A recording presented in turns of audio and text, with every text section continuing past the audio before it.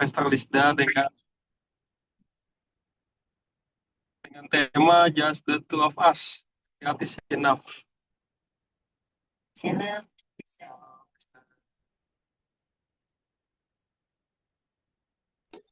Shalom, Chris dan Liva.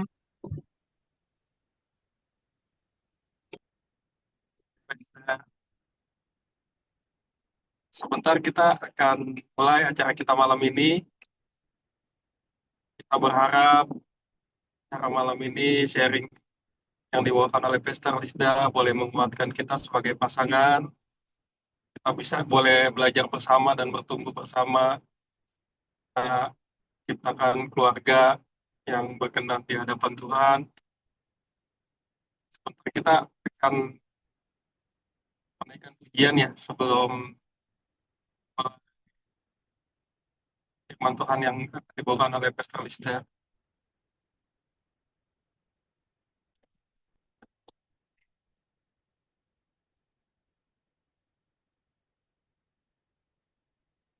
Saya serahkan kepada tim pembawa pujian.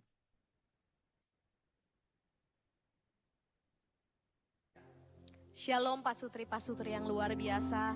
Hari ini kita mau diberkati lebih lagi lewat setiap materi yang ada. Malam ini sebelum kita diberkati oleh materi yang ada, mari sama-sama kita mau datang sama Tuhan. Hati kami limpah dengan ucapan syukur Tuhan. Kasih-Mu besar atas hidup kami. Kasih-Mu besar atas keluarga kami. Kalau kami boleh ada semua karena anugerah kasih Tuhan yang indah dalam hidup kami. Oleh sebab itu hari ini kami mengucap syukur sebab Engkau baik. Kami mau datang bawa setiap pujian, bawa setiap syukur dan sembah kami yang terbaik untuk Engkau. Terima kasih Tuhan. Haleluya.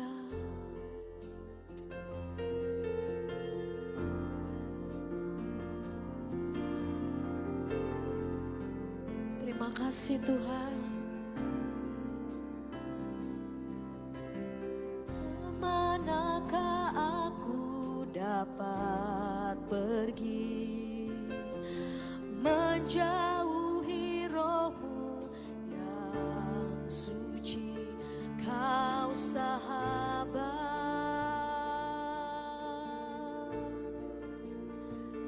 dan Kau dekat.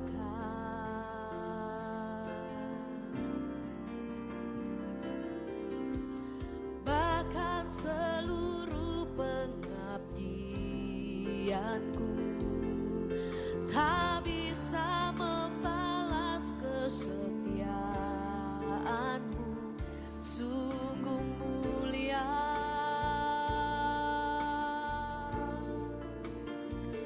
dan berharga, sungguh besar pengorbanan-Mu bagiku, terlalu dalam untuk dimengerti, sungguh besar, sungguh indah yang Kau pikirkan tentang, tak terselami bagiku, sungguh indah. Biar kasih-Mu ada bagi kami Tuhan. Kemanakah aku dapat pergi menjauhi Roh-Mu yang suci, Kau sahabat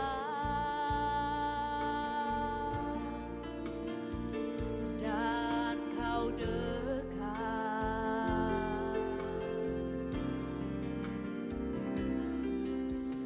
Bahkan seluruh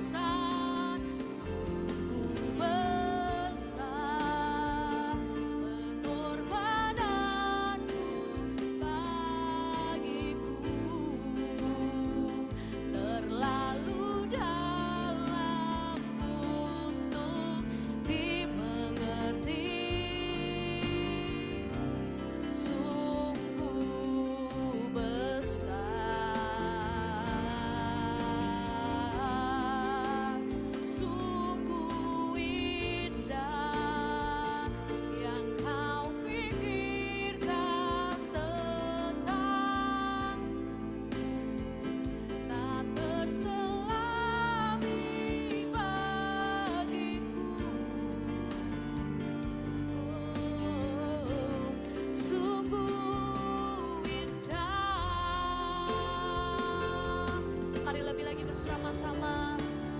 Sungguh besar pengorbananmu bagiku, terlalu dalam untuk dimengerti. Sungguh besar,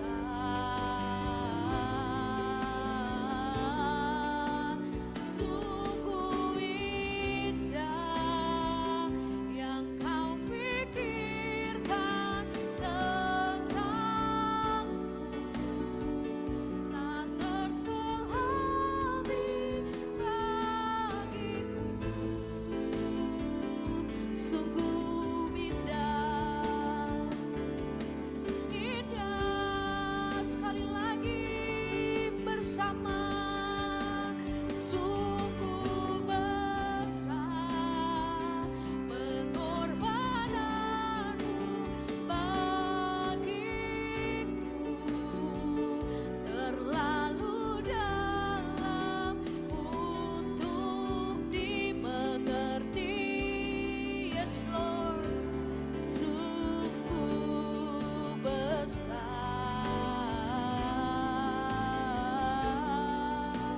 sungguh indah yang kau pikirkan tentangku, tak terselami bagiku. Oh, sungguh indah, sungguh indah, sungguh indah.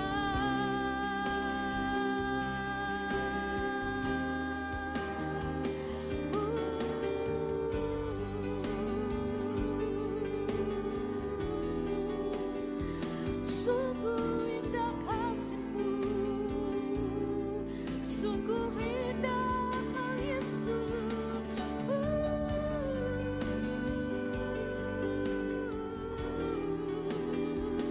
Betapa heran Kau Tuhan, perbuatan-Mu ajaib. Haleluya, mari sembah Dia, angkat suaramu sembah Dia dalam roh dan kebenaran. Yesus Tuhan, we worship you Jesus, we worship you. Oh, Engkau yang terindah, Engkau yang termulia.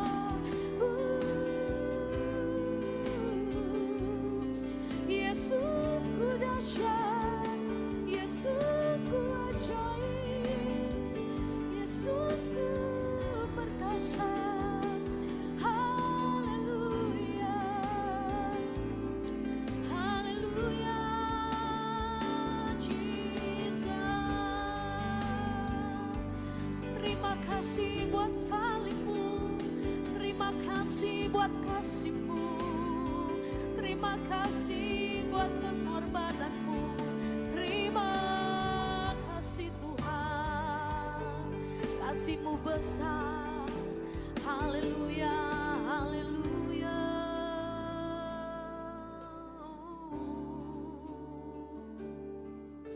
Terima kasih Tuhan.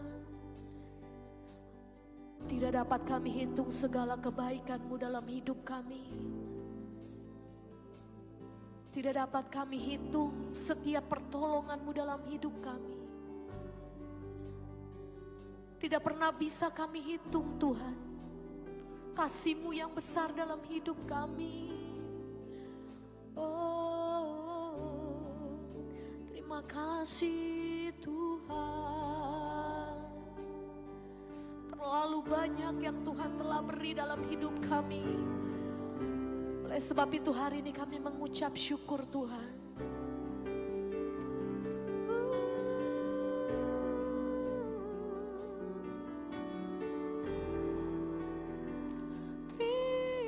Terima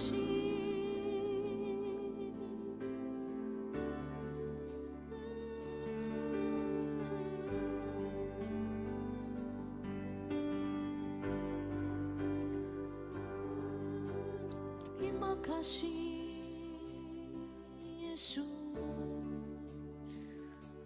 Mari renungkan setiap kebaikan Tuhan. Renungkan setiap kasih Tuhan dalam hidup kita, dalam keluarga kita. Terima kasih Tuhan Yesus. Thank you Lord Jesus. Terlalu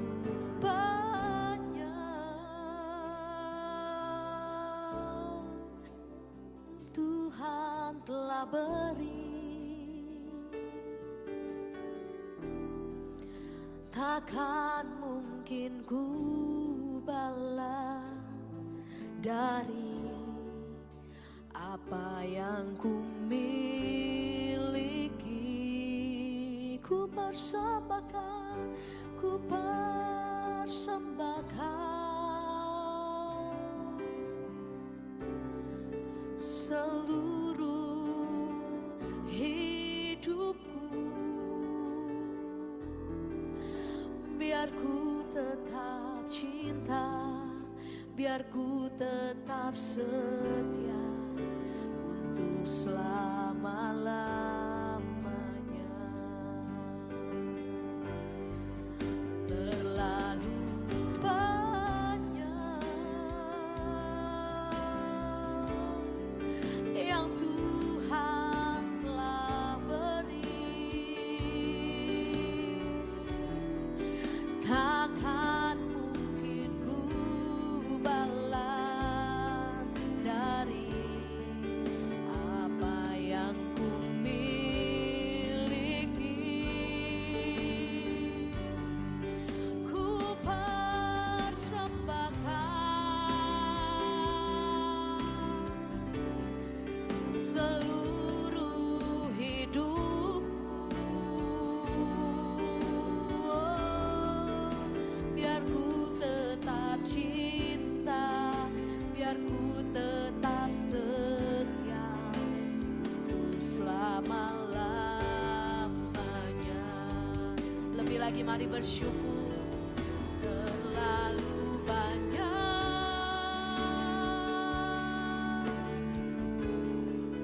yang Tuhan telah beri, takkan mungkin ku balas dari apa yang ku miliki. Ku persembahkan seluruh hidupku, biar ku tetap cinta, biar ku tetap setia untuk selama-lamanya. Sekali lagi mari bersama-sama katakan. Terlalu banyak yang Tuhan telah beri, yes, Lord. Takkan mungkin ku balas dari apa yang ku miliki. Kami persembahkan,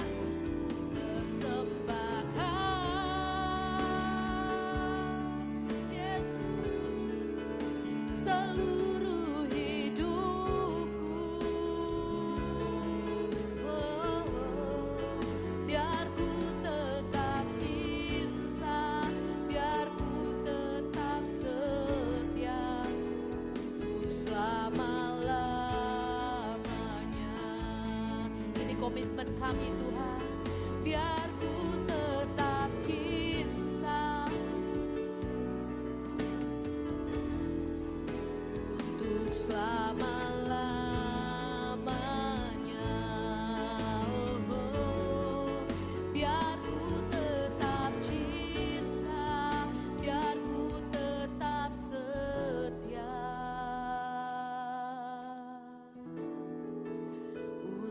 untuk selama-lamanya.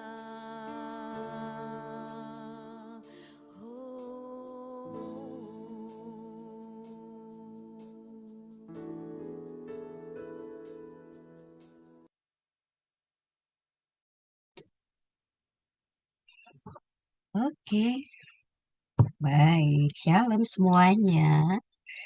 Iya, kita berdoa dulu ya, Paul ya, sebelum kita dengarkan sharing firman Tuhan.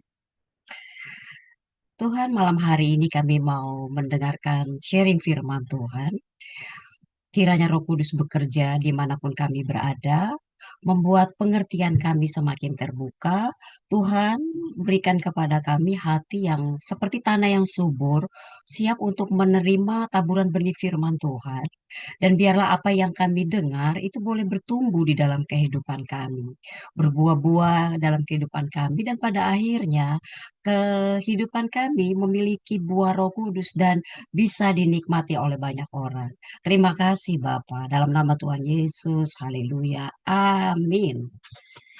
Oke, saya eh, saya harus lihat semua ini ya, saya sebentar ya. Di sini ada 13 orang. Jadi saya mau sapa dulu untuk Chris, untuk Liva, untuk Aldi, untuk Tom Yan, untuk Stephen dan Nelly. Lalu ada Miguel, ada Santo, ada Jenny dan Carnelo, Priscilly, Deborah, untuk Lia dan Willy juga. Ini ada Carnelo lagi ya. Ada Lia, ada Willy, ada Fanny. Oke, rasanya tidak ada yang ini ya, tidak ada yang tidak saya sebutkan namanya. Oke, selamat malam semuanya. Dan saya juga mau terima kasih buat Pauline, Santo juga yang udah mengundang saya. Dan saya malam hari ini dikasih tema nih. Temanya sama Pauline, Just the Two of Us and God is Enough, gitu ya. Nah, kita saya mau berbagi sharing lah ya, kita santai-santai saja. Saya coba membawakannya juga dengan santai. Nanti baru terakhir kita buka ruang tanya jawab ya. Baik. Nah, teman-teman semuanya, ada banyak orang punya pemikiran atau pandangan kalau pernikahan yang berhasil itu adalah pernikahan yang mereka yang memiliki anak atau keturunan. Jadi kalau pernikahan tanpa anak, menurut banyak pendapat orang, itu tidak lengkap. Ada juga orang-orang kalau bertanya, udah punya anak, anaknya berapa gitu. Ya, saya belum dikasih anak. Lalu mereka dengan wajah seperti kayak kesian gitu ya. Kesian ya, udah menikah sekian lama, belum dikasih anak. Atau mungkin juga ada orang yang berpikir, wah, kalau menikah lalu sekian lama tidak punya anak, jangan-jangan ada sesuatu, jangan-jangan kena kutuk gitu. Sehingga Tuhan nggak kasih anak. Nah, kalau menurut teman-teman nih yang ada di EYBC, menurut teman-teman gimana pendapatnya? Bagaimana dengan pasangan suami istri yang sudah menikah sekian lama tapi belum memiliki anak? Menurut teman-teman bagaimana? Silakan boleh chat ya kan. Bukan soal benar atau salah, tapi yang penting respon aja. Jadi nggak apa-apa, salah kita bisa saling sharing ya malam hari ini gitu. Sementara teman-teman mau chat nggak apa-apa gitu. Saya akan terus lanjut gitu ya. Saya cuma ingat ada hamba Tuhan namanya Bapak Pendeta Ridwan Huta Barat. Dia pernah mengatakan gini nih, mujizat terbesar di dalam kekristenan bukan orang ketika sakit kemudian sembuh, orang yang lumpuh bisa berjalan, orang yang buta bisa melihat, sakit kanker kemudian hilang kankernya. Bukan itu mujizat terbesar. Mujizat terbesar adalah ketika apa yang kita doakan, apa yang kita harapkan tidak terjadi dalam kehidupan kita, tapi kita tetap setia kepada Tuhan. Itu adalah mujizat terbesar. Kesetiaan kepada Tuhan. Sekalipun Tuhan tidak menjawab doa kita, sekalipun apa yang kita harapkan tidak terjadi, itu adalah mujizat terbesar dari Tuhan. Itu adalah mujizat terbesar yang diberikan Tuhan buat setiap kita. Nah, sekarang ini ada chat nih ya. Amin, amin. Oke. Oke, oh berarti belum ada belum ada pendapat dari teman-teman. Oke, ya, nggak apa-apa. Kalau teman-teman mau seperti yang tadi pertanyaan saya lontarkan menjawab, nggak apa-apa ya. Nah, coba slide berikutnya. Kita sama-sama mau belajar apa pandangan Alkitab tentang pernikahan gitu ya. Apa kata Alkitab tentang pernikahan? Nanti saya di tengah-tengah saya akan coba masukkan kesaksian, pengalaman hidup saya gitu ya. Mudah-mudahan apa yang saya bagikan bisa menjadi berkat buat teman-teman semua yang mengikuti Zoom malam hari ini ya. Nah, di dalam pernikahan, menurut Alkitab, pernikahan itu dibentuk untuk menjadi teman seperjalanan hidup ya. Di dalam kitab Kejadian pasal 2 ayat 18. Firman Tuhan berkata nih, Tuhan Allah yang berkata, tidak baik kalau manusia itu seorang diri saja. Aku akan menjadikan penolong baginya yang sepadan dengan dia. Jadi, inisiatif dari memberikan Hawa bagi Adam atau seorang penolong bagi Adam adalah dari Tuhan Allah sendiri. Inisiatifnya datang dari Tuhan Allah. Tujuannya apa? Menghilangkan kesendirian. Diberikannya pasangan supaya menjadi sahabat hidup. Diberikannya pasangan supaya bisa saling menolong dan menguatkan. Mungkin pada awal-awal Adam sudah merasa cukup karena dia sudah bisa ngobrol sama Tuhan, bisa bercakap-cakap dengan Tuhan, dan dia diberikan banyak pekerjaan atau tugas-tugas oleh Tuhan, sehingga dia sibuk dengan pekerjaan atau kalau sekarang di zaman sekarang kita sudah sibuk dengan pelayanan, kita sudah sibuk dengan pekerjaan, dan kita juga punya hubungan yang baik dengan Tuhan. Oh, kayaknya udah cukup gitu. Dan Adam merasakan hal yang seperti itu mungkin. Tetapi Tuhan melihat tidak baik kalau Adam itu seorang diri. Dan Tuhanlah yang berinisiatif memberikan teman hidup bagi Adam. Ada banyak hamba-hamba Tuhan yang saya tahu ya, ketika ngalamin cinta mula-mula, melayani Tuhan sungguh-sungguh. Lalu dia mengalami kecintaan yang luar biasa. Maunya berdoa, maunya baca Alkitab, maunya ada di gereja. Oh, kayaknya cinta sama Tuhan luar biasa. Karena kecintaannya kepada Tuhan luar biasa, sempat berkata bahwa saya ingin melajang, saya tidak mau menikah, saya mau melayani Tuhan sepenuh waktu gitu. Jadi dia berpikir udah melayani Tuhan total. Karena kalau menikah perhatiannya akan terbagi. Tapi ternyata Tuhan melihat beda. Kamu akan lebih baik kalau punya pasangan. Dan hamba-hamba Tuhan itu ya seperti yang saya tahu Pak, Pendeta Peter Condro. Lalu ada lagi Pendeta Erastus Sabdono. Lalu ada lagi pendeta-pendeta lainnya yang pernah juga berkata, kayaknya saya mau sendiri. Bahkan teman kita Ibu Widya pernah bersaksi, kayaknya kalau Widya mau jadi biarawati saja, tidak mau menikah. Saya juga pernah berpikir gitu dulu waktu sebelum menikah ya. Kayaknya saya mau jadi biarawati juga, Pauline. Karena saya banyak mendengar orang apa melahirkan tuh sakit bersalin luar biasa. Jadi saya berpikir waktu itu, saya jadi biarawati saja gitu. Tapi ketika udah umur berjalan, udah umur 25, saya belum punya pacar, mama saya mendesak-desak saya. Sementara adik saya sudah menikah, yang perempuan ya. Jadi mama saya mendesak saya, kapan kamu menikah? Masa belum punya pacar sih gitu. Jadi saya terus mendoakan, ya udah doakan pasangan hidup gitu kan. Dan saya diberitahu, kalau kamu punya kerinduan yang besar, kepingin menikah atau mau punya pasangan hidup, itu artinya Tuhan tidak menentukan kamu untuk hidup seorang diri. Jadi orang-orang yang pengen nggak mau menikah, tapi sebetulnya dalam hati punya kerinduan, berarti kamu itu ditentukan untuk menikah. Jadi saya mulai doanya berubah. Tuhan berikan pasangan hidup, Tuhan berikan pasangan hidup gitu. Dan akhirnya Tuhan berikan pasangan hidup buat saya gitu. Nah, hamba Tuhan yang lain tuh yang juga tadinya berpikir mau sendiri, akhirnya dikasih Tuhan pasangan hidup gitu.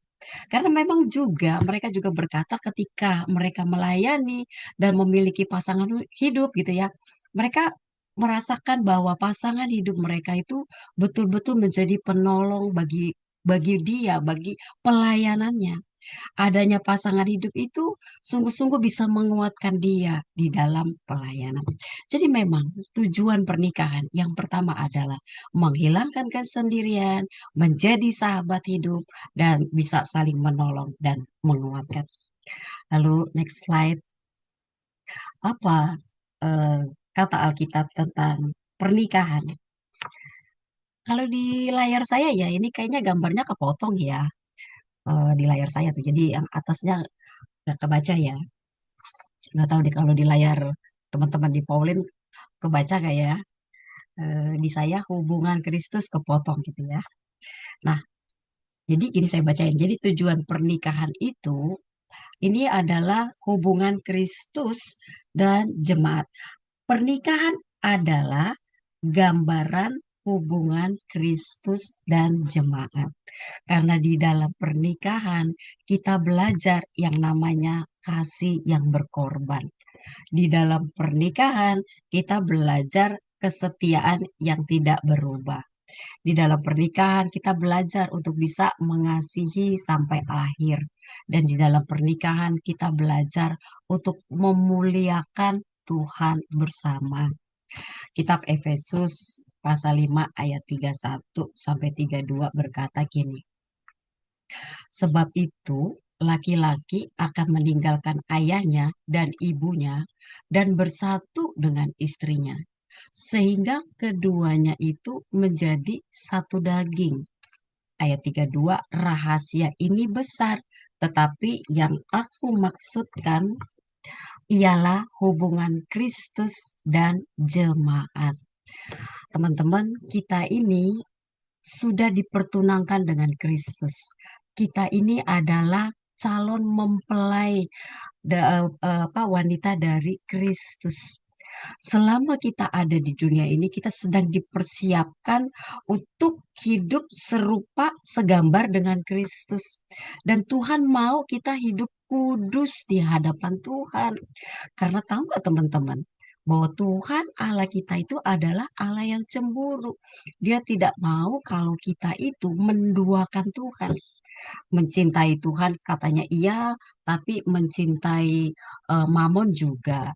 Mencintai Tuhan atau rajin ke gereja atau ikut Tuhan juga, tapi juga kalau ada persoalan dalam kehidupan, persoalan di tempat kerja, persoalan di dalam bisnis, kita tanya-tanyanya sama seperti peramal, minta petunjuk sama peramal. Kita juga minta seperti kayak supaya bisnisnya lancar laris gitu ke apa ya, ke tukang kuamnya atau ke ya yang seperti kayak gitu ya. Itu namanya menduakan Tuhan. Itu membuat Tuhan bisa cemburu. Dan Tuhan mau setiap kita itu adalah mencintai Tuhan sepenuhnya gitu. Ada eh, saya menemui pasangan-pasangan yang ribut gitu kan ya, yang ribut dan bahkan pasangan itu sudah bercerai gitu. Nah, ketika saya coba bertanya, saya minta maaf nih, saya tanya gitu. Waktu sebelum nikah ya, tuh lagi sebelum nikah, lagi masa pacaran, pernah nggak berhubungan seks dulu? Jadi sudah hubungan seks sebelum menikah. Dan kebanyakan mereka berkata, iya sudah. Oh, iya. Jadi kalau saya bisa berikan masukan, kalau misalnya seperti itu, kita sama suami istri harus rekonsiliasi. Pertama, kita harus bertobat, selesaikan di hadapan Tuhan. Kemudian suami istri itu harus rekonsiliasi begitu.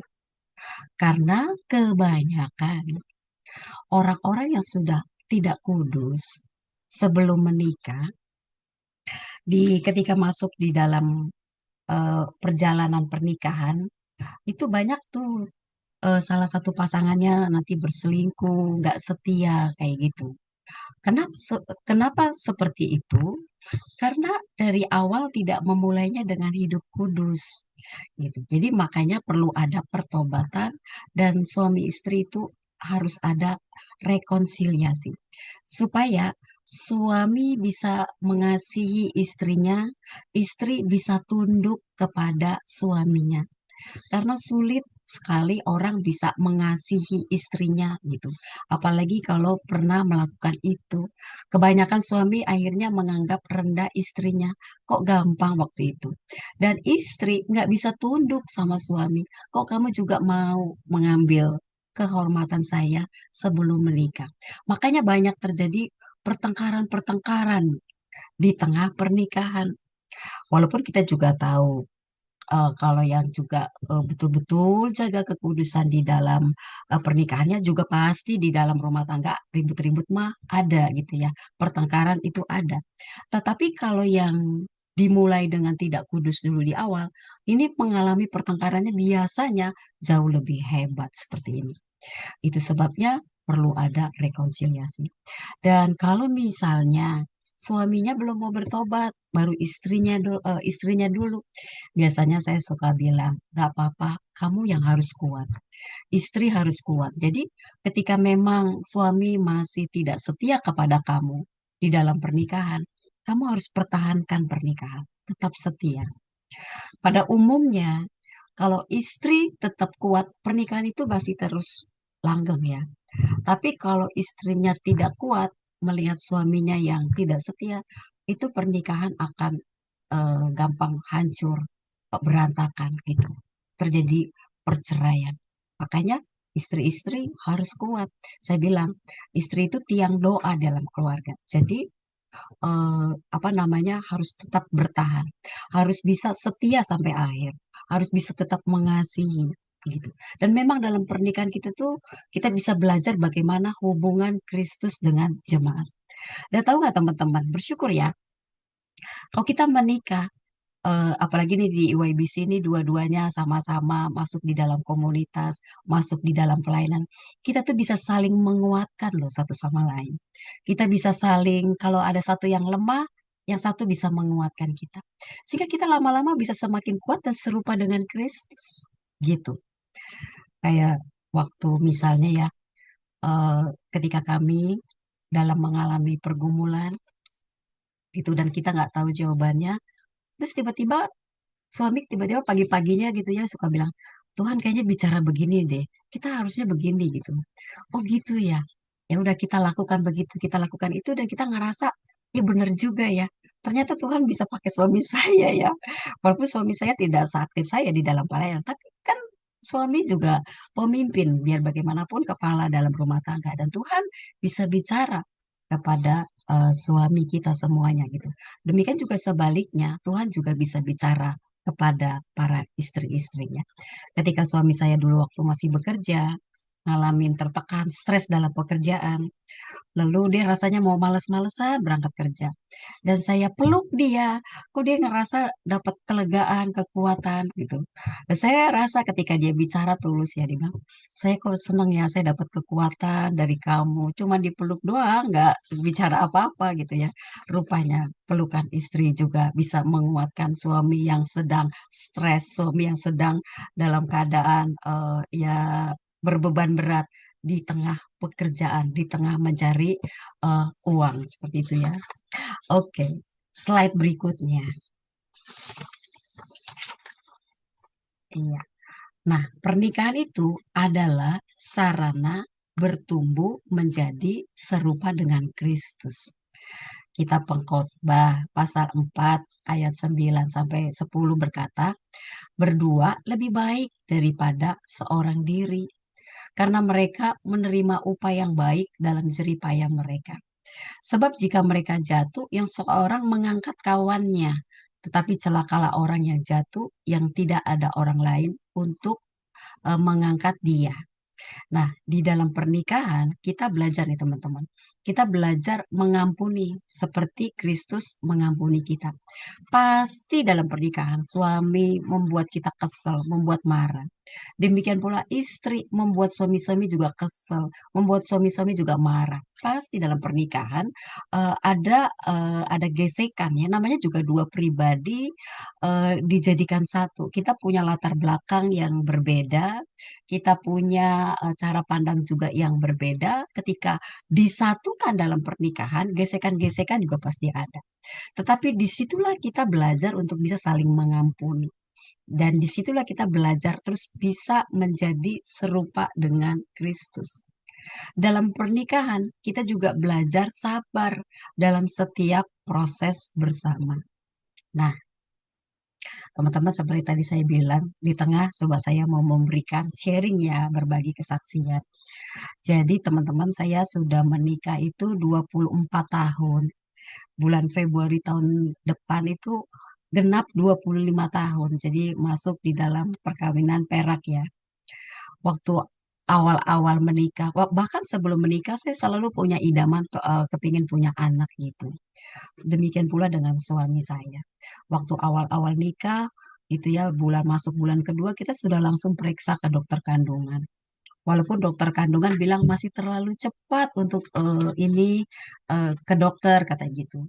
Ya karena kami kepingin punya anak. Saya menikahnya termasuk sudah eh, telat juga ya. 28 saya menikah, suami beda 12 tahun, suami 40 tahun waktu itu gitu. Jadi kepingin gitu. Nah, kita sudah berobat, misalnya 6 bulan, dokter pertama ternyata nggak berhasil.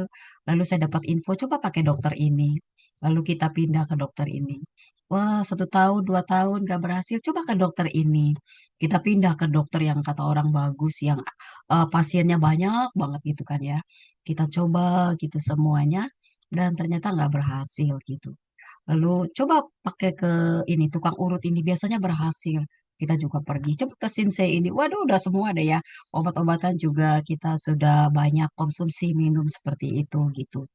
Waktu apa di tahun pertama kedua ketika telat ya 2 minggu 3 minggu nggak datang haid gitu. Waduh, kayaknya senang banget. Tapi begitu masuk minggu ke hampir keempat ternyata apa namanya keluar lagi mens, aduh sedih sekali gitu. Dan itu apa namanya membuat sedih sekali. Ada yang bocor ya, ya oke. Nah, dan sempat ngerasa dalam tahun kelima itu aduh kadang-kadang turun naik secara emosi ya, entar sedih entar semangat lagi gitu. Tapi setelah tahun ke-6 saya terus apa namanya menjalani dan saya merasa juga bisa nikmatin masa-masa berdua dengan suami walaupun belum dikasih anak dan tidak terasa juga tahu-tahu udah sampai 24 tahun pernikahan kami gitu. Dan apa namanya, saya terus belajar bahwa ya itulah yang terbaik buat kami. Kami nggak mau menyalahkan Tuhan, kami nggak mau apa namanya kecewa sama Tuhan gitu ya. Sampai apa kadang-kadang kepikiran, aduh Tuhan, kenapa ya Tuhan, kok apa saya kan melayani Tuhan dari remaja, saya coba ikut dari sekolah minggu walaupun nggak aktif. Terus kemudian ketika masuk remaja, saya sudah aktif melayani Tuhan gitu. Dan dalam perjalanan kehidupan saya tidak berbuat jahat kepada siapapun juga. Hidup benar lah begitu ya. Kenapa Tuhan doa saya kok nggak dijawab, doa kami nggak dijawab. Sementara teman-teman kami ya, yang seumuran saya baru menikah sudah punya anak gitu ya. Tuhan kenapa ya ada kok dia doanya dijawabnya cepat gitu ya. Ya kadang sih ada kepikiran. Tapi pada akhirnya kami nggak menyalahkan Tuhan dan bisa bisa menerima juga gitu. Dan saya juga belajar di sini belajar proses iman. Walaupun kita belum dikasih anak atau belum punya anak, kita tetap percaya bahwa itu yang terbaik buat kami. Itu yang terbaik buat saya. Saya percaya pasti ada sesuatu yang baik. Saya tetap tetap apa beriman kepada Tuhan. mama saya pernah nggak bisa tidur gitu. Lalu mama saya berkata gini, kamu kalau udah tua nggak ada anak nanti sama siapa? Mama jadi nggak bisa tidur, memikirkan kamu, kata begitu kata mama saya. Terus saya bilang, mama kenapa khawatir dan nggak bisa tidur? Saya yang menjalani nggak kepikiran seperti sampai begitu, nggak usah khawatir, saya bilang gitu. Lalu saya mendapatkan sebuah eh, rema ya. Inilah iman.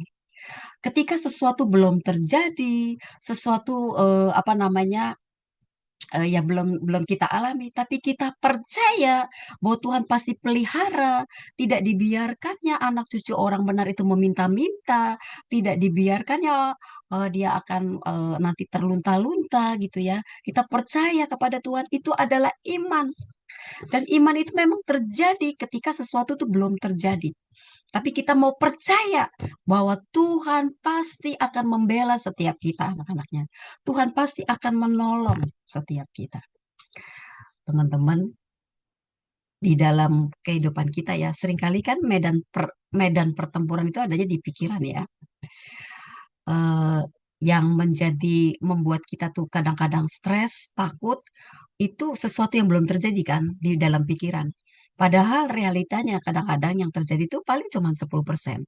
Tapi 90% itu kita udah dikuasai dulu ketakutan dan kekhawatiran sampai buat kita tuh cepet tua gitu kan. Nah, gitu. Jadi setiap kita, saya nggak tahu pergumulan teman-teman apa, belajarlah untuk beriman kepada Tuhan. Kalau ada, saya rasa di sini semuanya pasangannya sudah punya anak semua ya. Kalau ada saudara kita yang belum mempunyai anak, biarlah kita boleh kuatkan mereka. Kita boleh apa ya, mendoakan mereka supaya mereka tetap kuat di dalam Tuhan dan tetap percaya bahwa Tuhan tetap baik dalam kehidupan kita. Dalam pernikahan kita belajar mengasihi tanpa syarat dan tanpa pamrih. Belajar melayani seperti Kristus melayani kita. Oke, Tuhan memakai pasangan hidup kita untuk membentuk karakter kita agar semakin serupa dengan Kristus. Pasti ya teman-teman, kita akan banyak penyesuaian ya. Kalau misalnya kayak saya, apa namanya, suka dengan bersih-bersih rumah, suami nggak suka bersih-bersih rumah. Kadang-kadang itu bisa jadi pertengkaran. Tapi disitulah kita belajar sabar gitu loh menghadapi suami. Apa supaya apa ya belajar sabar ya menerima dia gitu kan. Kalau pasangan kita tidurnya nggak suka dingin, kita nggak bisa tidur kalau panas gitu kan.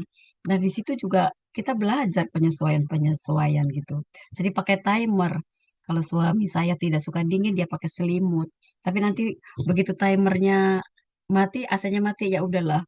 Saya nikmatin saja bisa tidur tanpa ada AC kayak gitu ya. Nah itu semuanya kita belajar loh. Ya, di dalam pernikahan itu kita belajar supaya apa? Menjadi serupa dengan Kristus. Justru ya, yang sering menggesek kita ya, kan kalau di dalam apa ya, kalau besi menajamkan besi kan gitu kan ya. Manusia menajamkan sesamanya. Siapa biasanya yang sering menajam kita? Ya orang terdekat kita, nggak mungkin orang yang jauh. Siapa orang terdekat kita? Ya salah satunya adalah suami atau istri kita yang suka menggesek kita. Nah, justru dalam pernikahan itulah kita bisa terus belajar menjadi serupa dengan Kristus. Oke, next slide. Ini waktu saya doi sekarang jam 20.17 ya, sebentar lagi ya. Oke. Tuhan, pernikahan ya, Tuhan tetap memberikan tujuan dan buah kehidupan di luar anak kandung. Kita masih bisa berdampak bagi orang lain. Apa sih ketika kalau kita meninggal yang Tuhan tanya, apakah berapa anak kamu, berapakah hartamu di bumi ini? Bukan, bukan itu. Tapi apa yang kamu sudah perbuat selama kamu hidup di dunia ini, itu yang Tuhan lihat. Adakah iman di dalam hatimu? Itu yang Tuhan lihat. Kan ada lagunya nih, Yesus bertanya kepada kita gitu kan, adakah apa? Itu lagu lama itu, adakah iman di hatimu ya? Jika dia datang kedua kalinya, untuk menghakimi setiap kita gitu kan ya. Nah, apa yang Tuhan tanya? Adakah iman di hatimu? Jadi, teman-teman, siapapun kita, biarlah kita itu selama kita ada, selama kita hidup, kita bisa menjadi berkat bagi banyak orang. Saya mencoba, saya nggak punya pikiran untuk bisa eh, pelayanan saya berdampak, tapi saya coba jalanin aja dengan setia. Apa yang dipercayakan kepada saya coba jalanin.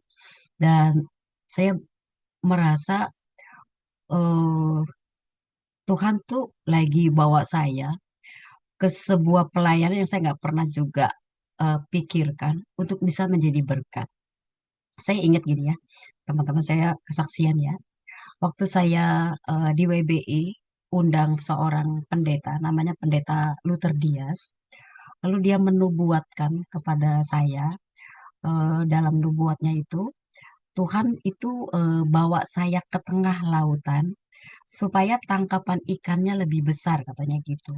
Dan memang ketika kamu ada di tengah, ombaknya akan semakin besar. Terasa ombaknya besar, angin kencang gitu. Tetapi karena Tuhan punya rencana supaya saya punya tangkapan ikan makin besar. Nah, kira-kira 1 minggu setelah saya mendapatkan nubuatan itu, kemudian saya ditawarin untuk masuk di dalam kepengurusan Korda. Korda ini eh, yang membawahi WBI-WBI se-Jakarta gitu. Nah, saya ditawarin.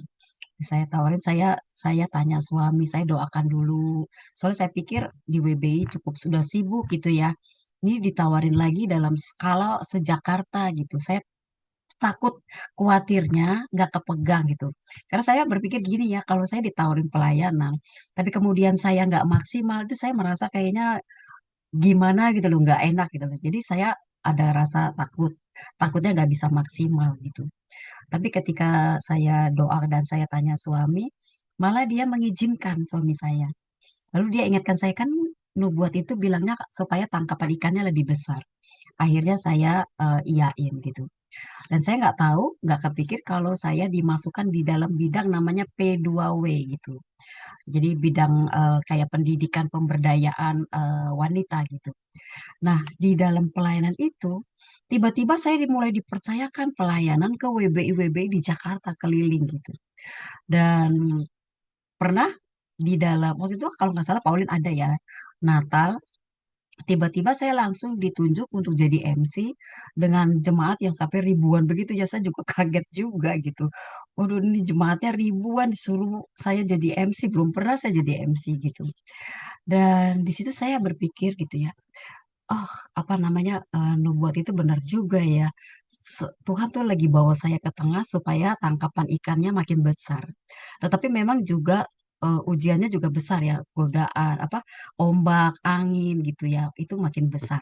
Tapi saya merasakan ada banyak orang-orang yang terberkati begitu dari pelayanan-pelayanan saya. Gak pernah rencana kepikir gitu, tapi dengan ngikutin alurnya Tuhan saja gitu. Ketika Tuhan mulai bawa dan saya merasa, wah Tuhan benar juga ya Tuhan. Saya pikir lagi kadang-kadang Tuhan siapa sih saya itu kan orangnya minder ya, kok bisa ya Tuhan gitu ya. Tapi itulah ya Tuhan kita yang luar biasa ya teman-teman ya. Sungguh tak terselami oleh pikiran kita rencana rencananya dia bagi setiap kita gitu. Baik. eh Nah, saya melihat gini nih teman-teman nih ya. Ada banyak juga ya hamba Tuhan yang tidak dikaruniai anak, tapi hidupnya berdampak. Seperti Pendeta Timotius Arifin gitu kan. Itu anak rohaninya banyak sekali. Walaupun beliau tidak dikaruniai anak, tapi hidupnya betul-betul berdampak. Punya anak rohani. Salah satunya ya eh, Pendeta Simio apa? Aduh, saya jadi lupa ya. Itu ya. Daud Pendeta Simeon. Oh iya, Pendeta Daud Simeon. Iya. Nah, itu juga salah satu anak rohaninya ya. Lalu Pendeta Daniel Alexander juga gitu ya. Ya, itu juga anak rohaninya banyak sekali. Banyak orang panggil dia tuh papi gitu. Pelayanannya di Papua ya. Nah, tapi dia jadi bisa menjadi berkat. Jadi tidak diberi anak tidak membuat dia itu menjadi putus asa, kecewa dan meninggalkan Tuhan. Enggak gitu. Tapi tetap setia, enggak berubah kecintaannya sama Tuhan inilah yang luar biasa loh. Yang Tuhan mau lihat iman di dalam hati setiap kita. Oke, terakhir, iya, slide terakhir. Nah, anak adalah berkat, ya, tetapi Tuhan adalah sumber kebahagiaan. eh, Mazmur 127 ayat 3. Sesungguhnya anak-anak lelaki adalah milik pusaka dari Tuhan dan buah kandungan adalah suatu upah. Jadi memiliki anak itu adalah berkat gitu. Kalau di zaman sekarang ada banyak orang memutuskan untuk tidak memiliki anak atau child free gitu ya. Ya, ini bukan salah atau benar, dosa atau tidak, tapi memang harus dipertanyakan kenapa kamu memutuskan untuk tidak memiliki anak gitu.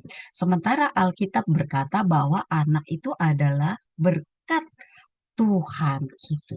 Nah, tetapi kalau untuk kasus yang udah berusaha tapi nggak dikasih anak kan ini berbeda ya gitu. Pasti Tuhan punya rencana yang lain. Nah, tetapi Tuhan adalah sumber sukacita kita. Jika sukacita kita bergantung pada memiliki anak, maka kita akan mudah kecewa dan tawar hati. Jika sukacita kita berakar pada Tuhan, maka kita tetap dapat bersyukur dalam segala keadaan. Tuhan tidak pernah menjanjikan bahwa pernikahan selalu disertai anak, tetapi Dia selalu menjanjikan penyertaan, damai sejahtera, dan sukacitanya. Saya mau tutup dengan statement seperti ini. Mungkin hidup kami tidak seperti yang kami rencanakan.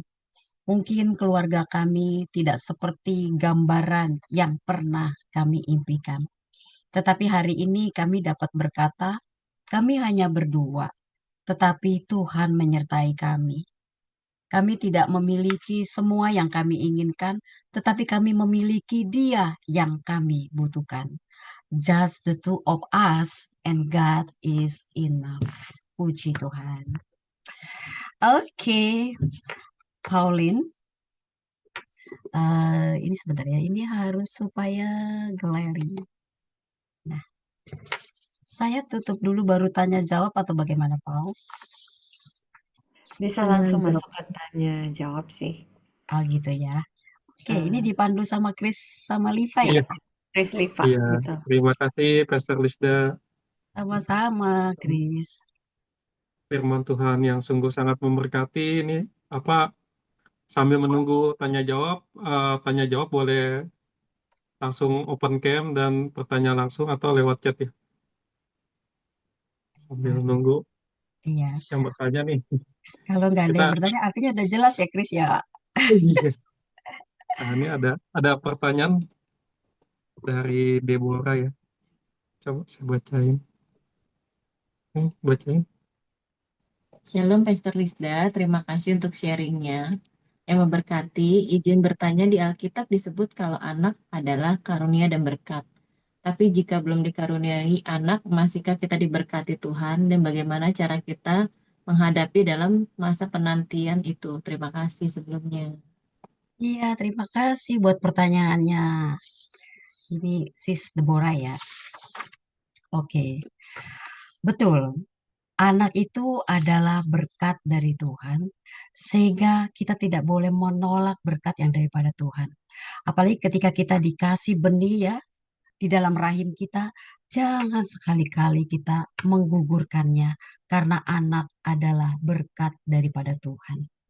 Nah, tetapi bagaimana dengan pasangan-pasangan yang terus berdoa sama Tuhan, meminta keturunan, tapi belum dikasih sama Tuhan?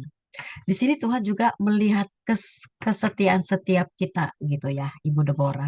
Apakah ketika doamu tidak dijawab Tuhan, kamu tetap setia sama Tuhan?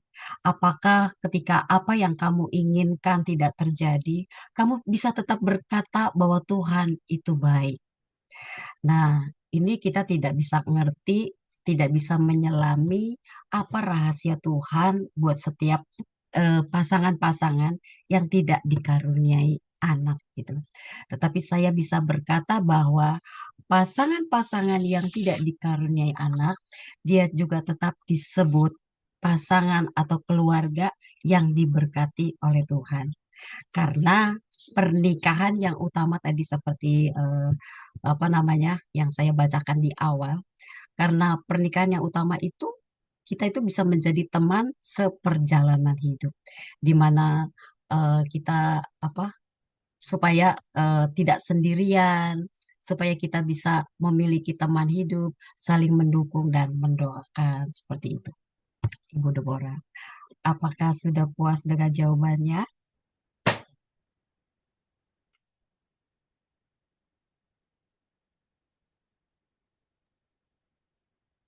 Oke, Sis Deborah, apakah ada lagi? Oke. Nah, Silakan teman-teman yang ingin bertanya lagi.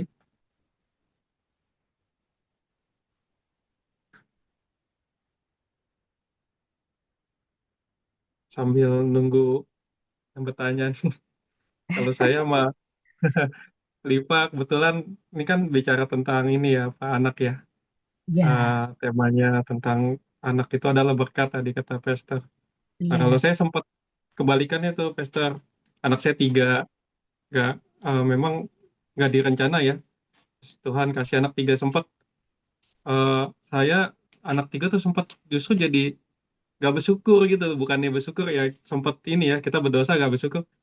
Oh jadi beban sekolah mahal, aduh jadi ngelihat, aduh gimana nih gitu loh anak tiga nih sekolahnya mahal banget gitu loh. Ya, malah jadi aduh kok jadi berat ya terus sempat apa eh, ya itu manusia yang mungkin gak ada puasnya gitu ya sempat eh, lihat yang nggak ada anak, wah enak banget berduaan mulu jalan-jalan kita nggak bisa jalannya karena kan jalan-jalan berlima biayanya mahal gitu loh. Berat di ya. ongkos. Nah, kalau kita sempat sempat kalau ini sempat seperti itu jadi keinget gitu ya dengan firman Pastor gitu jadi nggak bersyukur gitu ya padahal ini ya apa anak itu berkat tadi sempat seperti itu gitu. Oh iya. Sekarang bersyukur. Sekarang Chris sama Sekarang Liva bersyukur dong ya. ya bersyukur karena ya betul anak itu berkat jadi sempat ya karena begitu ya hubungannya juga jadi sama anak gitu loh jadi ini kan karena Ada jarak gitu pikiran ya. seperti itu gitu ya kira Gitu ya. iya puji By the Tuhan. way, iya. Ada By the way, saya pertanyaan mau lagi. tanya. Oh gitu. Sebentar ya, Oh, ke Liva dong. oh Ke ya, Liva ya. dan Chris. eh apa sekarang KB atau bagaimana? Enggak, kebetulan kita udah steril sih, Bu. Oh, udah steril Iya, ya. Jadi udah tiga aja cukup ya. iya. Iya, Soalnya karena udah Heeh. 5 tahun hamil, jadi yang dua keguguran. Oh begitu. di dokter, Iya. iya anjurin ya, karena Heeh. udah usia juga gitu. Jadi Oh, anjurin buat di steril sih, oh udah begitu. usia. Iya, iya, Hmm. iya. Jadi tiga cukup memang. Cukup besar udah bebannya. Iya. Baik. Ada pertanyaan lagi? Ayo, Amin.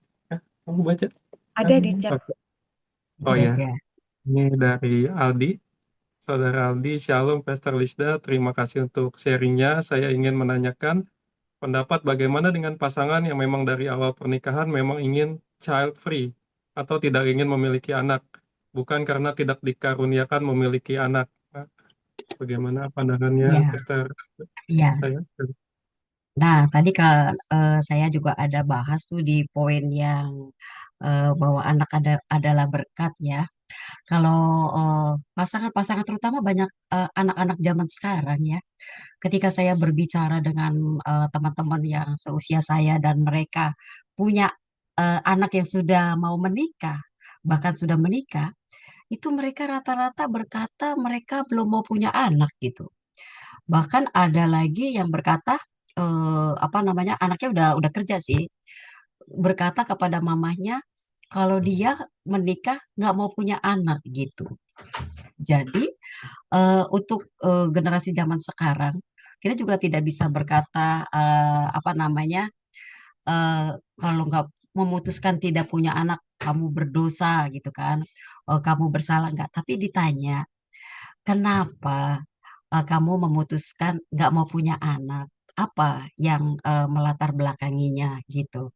Apakah karena masalah kesehatan gitu kan?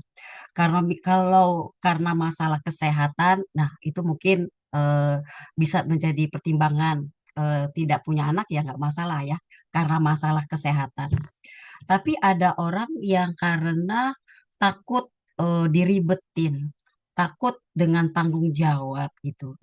Ada juga yang nggak memutuskan nggak mau punya anak karena takut uangnya nggak cukup, karena biaya hidup kan semakin besar. Jadi memutuskan tidak mau menikah. Dan ini terjadi ya bukan saja di kota-kota besar di Jakarta, di luar negeri juga banyak itu ya, Pauline ya. Di Jepang itu banyak banget tuh ya. Mereka itu nikah nggak mau punya anak. Singapura juga gitu kan.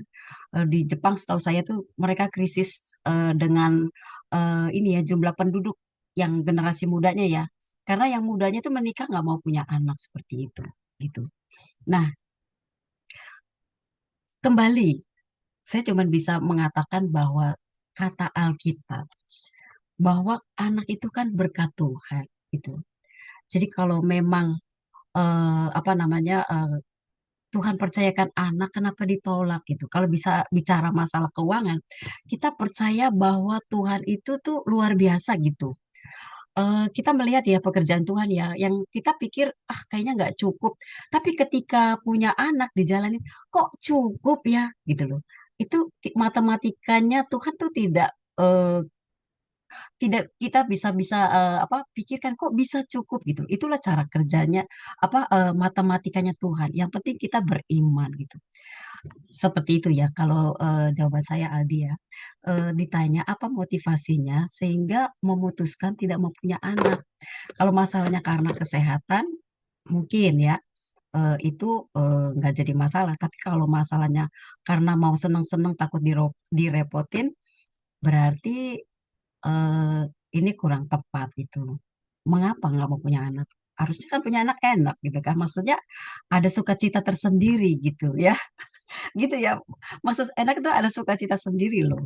Kita bisa punya anak. Coba bayangkan ya. Saya ada bawain juga sih sesi yang tentang apa ya? Stres karena pasca melahirkan. Ada orang-orang yang ngalamin stres pasca melahirkan. Nah, ini perlu diyakinkan bahwa memiliki anak itu sebuah anugerah. Ada banyak orang yang bergumul untuk memiliki anak susah gitu. Kamu dikasih anak itu merupakan anugerah dari Tuhan. Jadi syukuri. Nah, dengan seperti itu apa harusnya dia tidak stres setelah pasca melahirkan gitu. Nah, ini apa namanya yang saya bagikan. Gitu ya, Aldi. Oke. Ada lagi yang mau bertanya?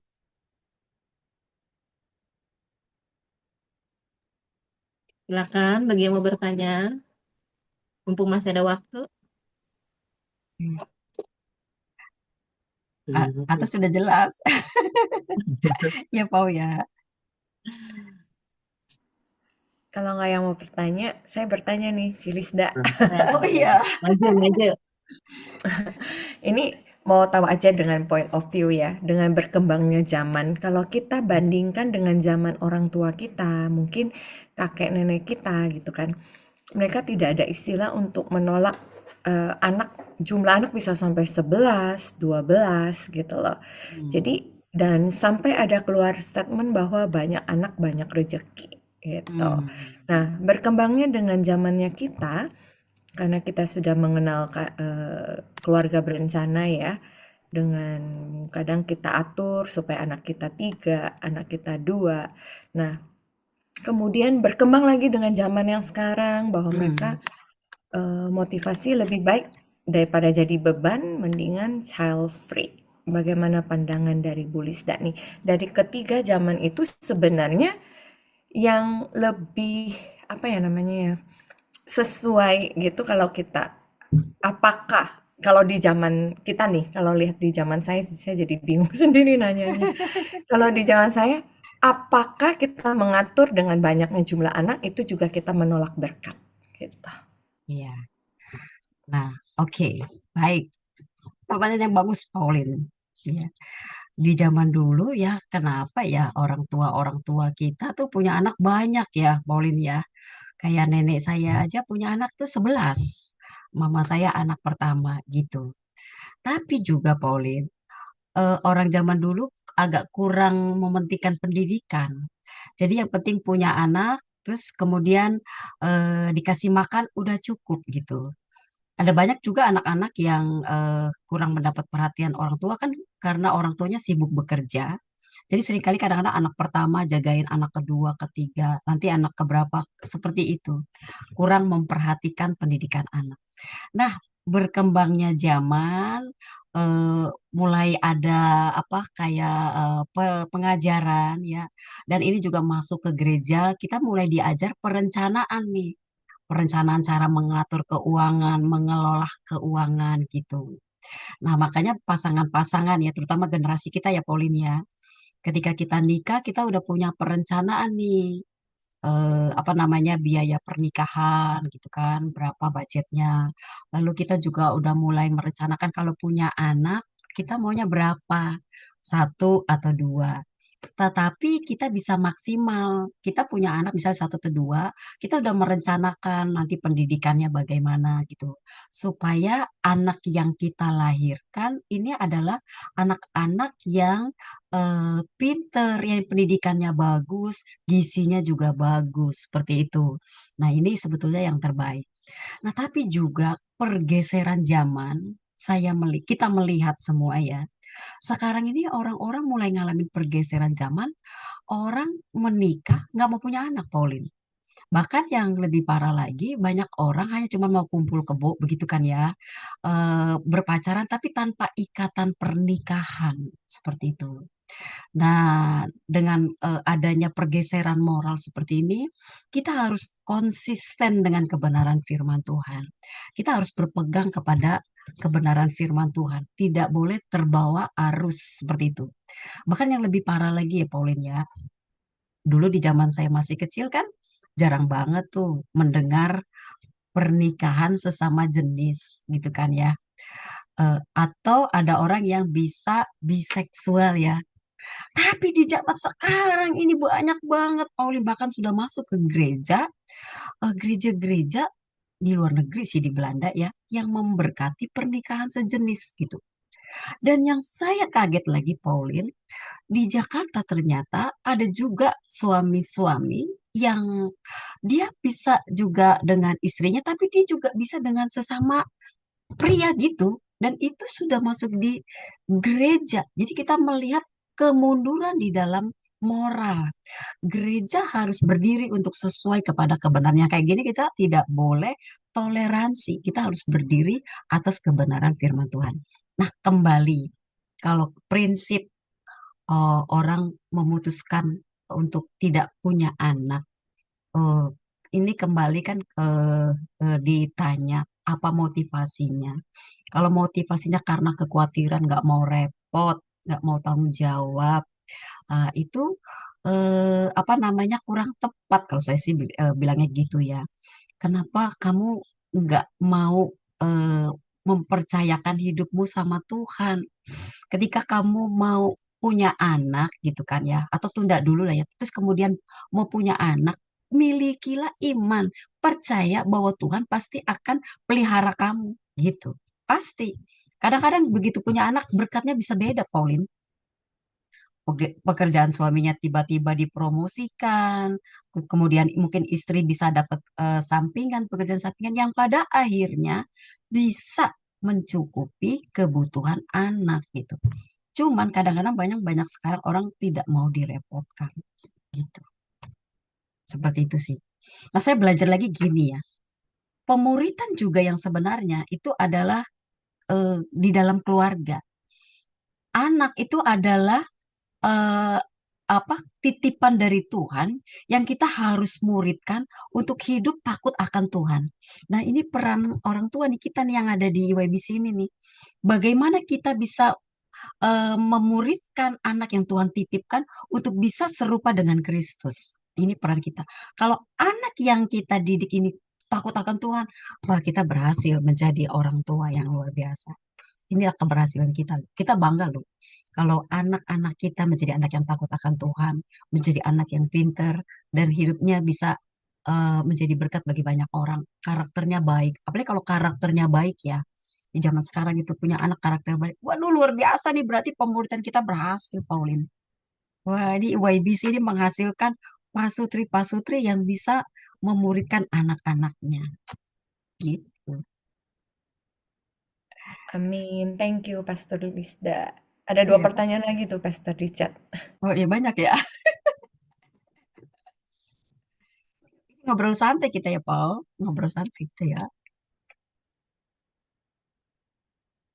Apa ini pertanyaannya ya? Silakan, Chris. Ya, saya bacakan, Oke. Pastor. Pertama dari Pak Karnilo dulu nih. Kalau mau mengangkat anak, pertimbangan Alkitabiah apa yang perlu diperhatikan? Silakan, Pastor. Hmm. Kalau mau mengangkat anak, ini maksudnya adopsi ya. Iya. Adopsi ya. Oke. Alkitab tidak merinci, menjelaskan mengenai adopsi anak gitu ya. Jadi kita kembali lagi tanya sama Tuhan nih, kalau kita mau mengadopsi anak gitu. Kita bertanya sama Tuhan, apakah Tuhan apa namanya izinkan berikan kita kepada kita tuh peneguhan kita mau adopsi anak gitu misalnya anaknya dari mana gitu kan itu kita minta hikmat dari Tuhan gitu. Bisa jadi memang Tuhan mau kita yang adopsi sehingga kita yang didik anak ini kita besarkan kita kasih pendidikan yang terbaik kita muridkan dia gitu bisa jadi seperti itu jadi kembali lagi kita harus minta hikmat sama Tuhan. Dulu ada penetua ya di gereja kami diberkati. Saya dulu diberkatinya kan di GKPB Cahaya Kemuliaan. Tempat suami saya dulu berjemaat di situ. Salah satu penatua kita ada juga yang tidak punya anak gitu. Penatua kita ya. Dia punya pemikiran kalau Tuhan tidak memberikan kepada dia anak gitu. Nah, artinya memang Tuhan belum percayakan kepadanya anak. Jadi dia nggak mau adopsi, takut salah kata dia gitu. Tapi dia banyak berdampak saja bagi jemaat. Dalam artian gini, kalau di jemaat punya pergumulan, ya dia datang, dia perhatikan. Orangnya care banget sama jemaat. Dan dia lakukan dengan maksimal pelayanan kepenatuan itu. Gitu. Itu menurut pendapat dia gitu. Nah, jadi kalau menurut pendapat saya, doakan saja kalau kita mau mengadopsi anak.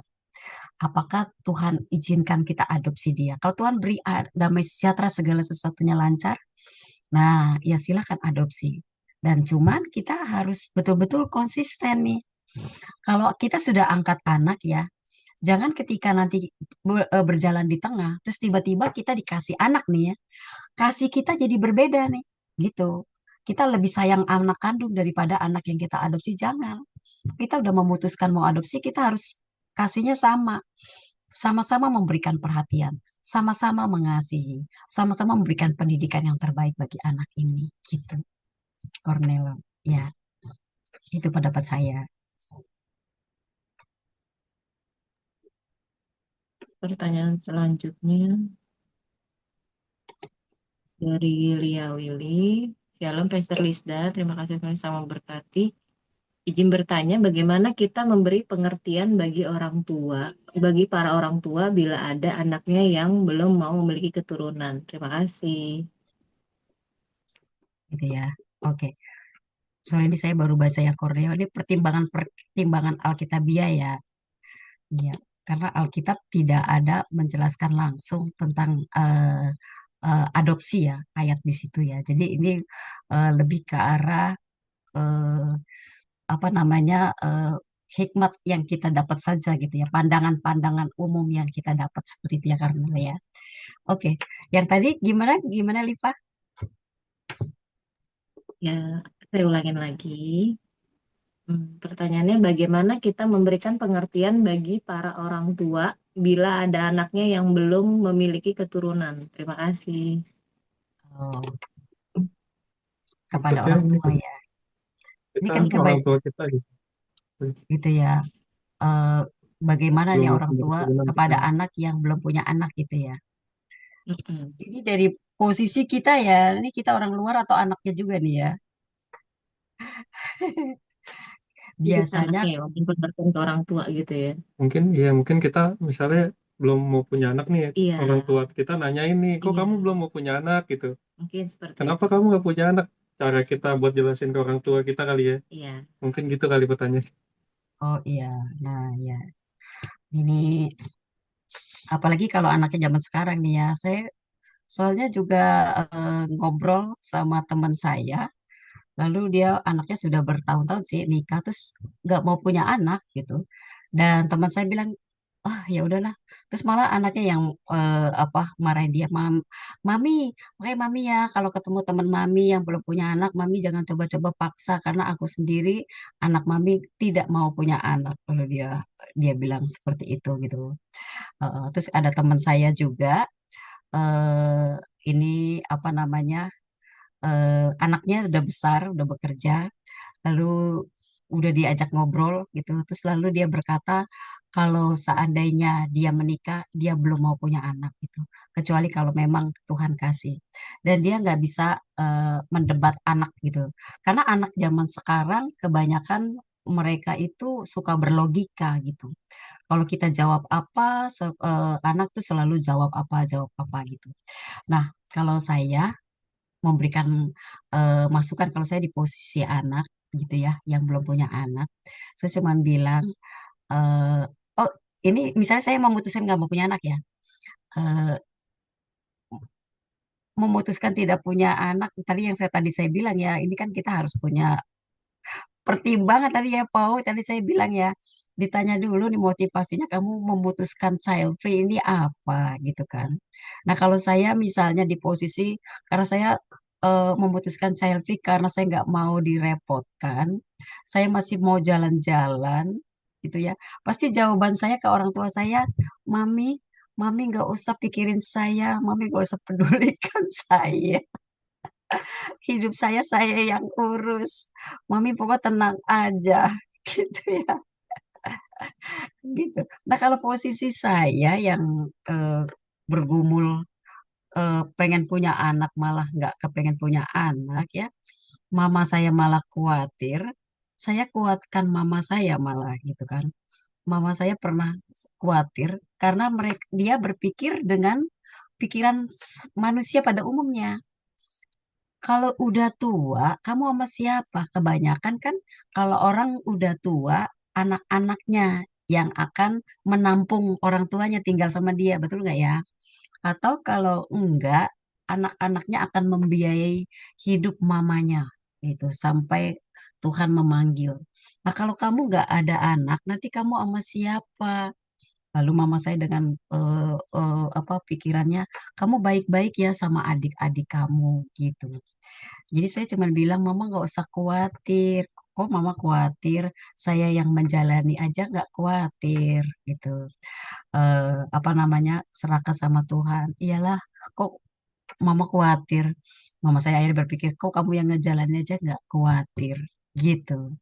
Karena seringkali kan kita itu terlalu takut, khawatir akan masa depan yang belum tentu kejadian, yang belum tahu ke depannya seperti apa gitu.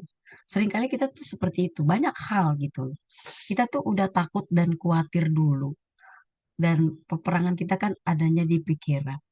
Tapi bisa nggak ya kita untuk tetap percaya? Makanya kita butuh Tuhan tuh untuk memberikan kita kekuatan, untuk memberikan kita tuh eh, apa ketenangan dalam menghadapi segala sesuatu. Tetap percaya sama Tuhan bahwa Tuhan tuh pelihara kita. Gitu. Itu sih jawaban saya ya.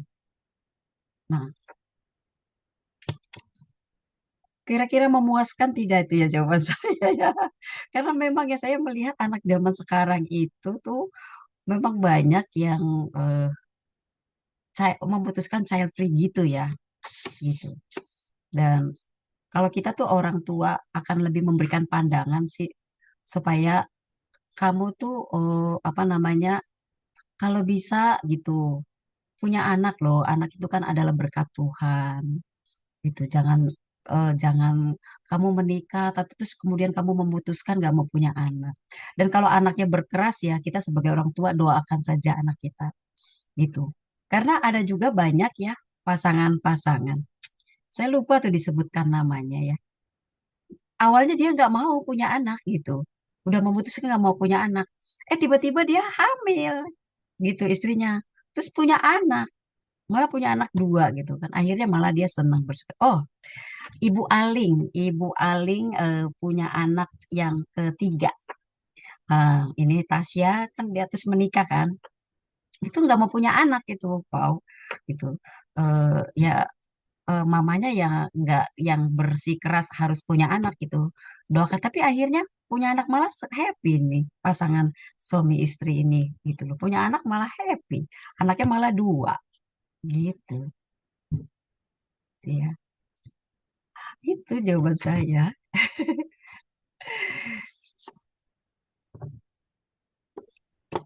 Oke, jika tidak ada pertanyaan, Ada lagi teman apa saudara-saudari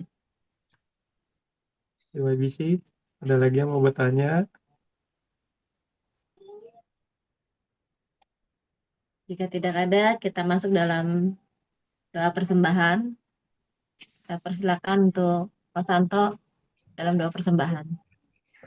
Thank you, Bu Lisda, untuk Ya, sharingnya. Luar Sharingnya. biasa. Kita terberkati. Punya point of benar. view ya tentang memiliki anak ataupun tidak memiliki anak. Semua dalam anugerah Tuhan. Amin. Yuk kita sama-sama kita akan berdoa. Bersyukur pada Engkau ya Tuhan atas segala anugerah, setiap pilihan yang Kau berikan dalam hidup kami. Kami selalu percaya bahwa Engkau adalah kekuatan kami, sehingga Engkau akan beserta dengan kami. Apapun terjadi dalam hidup kami percaya kami punya kekuatan untuk menghadapinya dan kami punya kekuatan untuk melewatinya. Terpuji namamu ya Tuhan. Terima kasih atas penyertaan-Mu. Saat ini kami mau memberi, kiranya Engkau memberkati apa yang kami kerjakan, Engkau memberkati persembahan kami, menjadi kemuliaan bagi namamu. Di dalam nama Tuhan Yesus kami berdoa. Amin. Amin.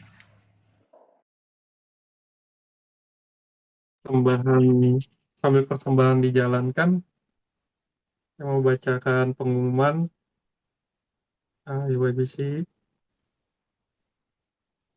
Pertama, terima kasih buat Pastor Lisda, buat firman Tuhan yang sungguh sangat memberkati. Kiranya kita boleh bertumbuh menjadi rema buat kita, firman Tuhan kita boleh sama-sama belajar dan tumbuh menjadi keluarga yang dipenuhi oleh kasih Tuhan. Yang kedua, acara selanjutnya tanggal 8 Juli 2026 dengan pembicara Ibu Pastor Julitan. Yang ketiga, setiap peserta boleh mengisi Google Form sebagai absensi kehadiran kita yang nanti yang dibagikan di chat ya, di kolom chat. Tidak ada belum ya? Nanti sebentar dibagikan di kolom chat ini. Nah, yang keempat, acara EYBC diadakan setiap Rabu kedua dan Rabu keempat setiap bulan. Jadi 1 bulan 2 kali. Kita akan terus dengan tema-tema yang tentunya pasti menarik. Jangan lupa nanti kita akan ada sesi foto bersama ya. Jangan langsung leave semua, oke? Ya, Sekarang kita minta doa penutupnya dan doa berkat. Boleh minta Pastor Lisda. buat doa berkat dan doa penutup. Terima kasih. Ya, sama-sama. Terima kasih semuanya. Ya, terima kasih buat Santo dan Pauline ya. Baik, mari kita berdoa. Puji Tuhan. Tuhan, terima kasih buat malam hari ini kami mengikuti ibadah lewat Zoom. Tidak sia-sia Tuhan ketika kami ikut ibadah. Karena kami tahu bahwa dalam persekutuan dengan Tuhan, jerih lelah kami semua nggak sia-sia di hadapan Tuhan. Tuhan, kami berdoa memberkati setiap peserta di EYBC malam hari ini. Kiranya Tuhan limpahi dengan anugerah daripada Tuhan. Kiranya damai sejahtera Kristus yang melampaui segala akal itu memelihara hati dan pikiran kami.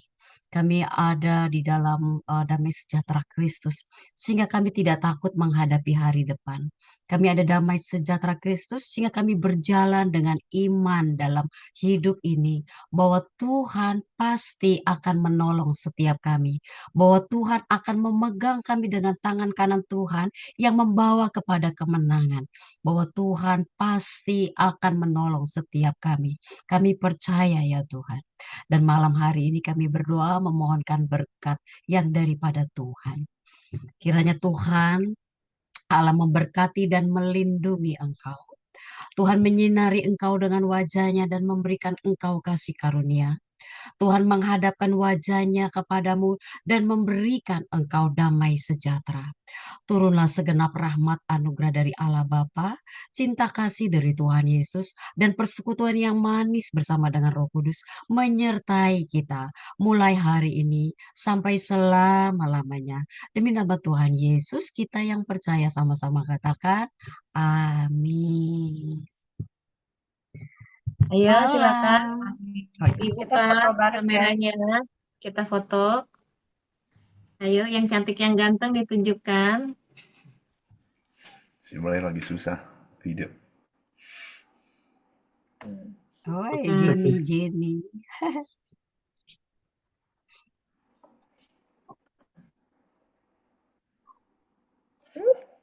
Elis ya. Oh iya nih sama ini Thomas ya. Iya. Ini juara si itu. Si Alice. Karena si Aldi. Siapa Boleh nih senyum.